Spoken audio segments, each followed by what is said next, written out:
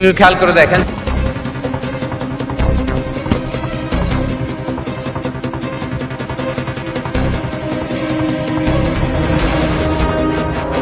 কি রে, তুই এখানে আমার লাঠি ধরছিস কেন? ফান লাঠি। ভাইয়া দাঁড়াও, ওকে মারার আগে আমার দুটো কথা শোনো। কি শুনবো তোর কথা আমি?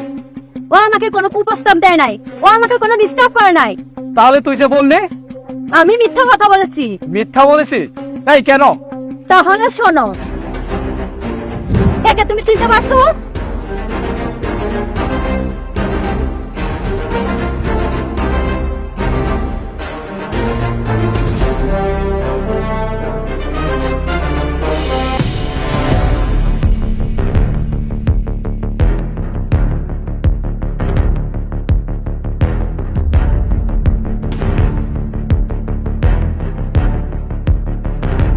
দেখুন, আমি রাস্তা ছাড়েন। আপনাদের জন্য আমি 2টা পরীক্ষা দিতে পারিনি। কেন ডিস্টার্ব করেন প্রতিদিন আমাকে? আজকে আমার ফাইনাল পরীক্ষা, আমাকে যেতে দেন। আপনাদের পায়ে পড়ি। আরে শোলা, তুই পায়ে পড়বে কেন?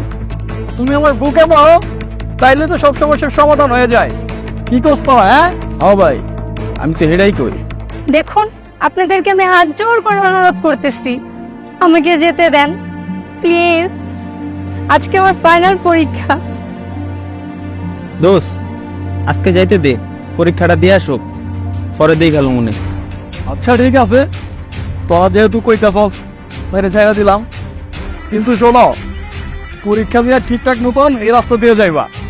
আমি তোমার জন্য অপেক্ষা করবো, কথাটা যেন মাথায় থাকে। এখন যেতে পারো। ভাইয়া, তোমার সাথে একটা কথা ছিল আমার। কি বলবি বল না। ভাইয়া, আমি আর পড়াশোনা করতে চাচ্ছি না। এসব কি বলছিস তুই? তোর মাথা ঠিক আছে? পাগল হয়ে গেছিস? না ভাই, আমি পাগল হইনি, আমি সুস্থ জ্ঞানে বলছি। মানে কি? তুই কেন পড়াশোনা করবি না? কি হয়েছে তোর?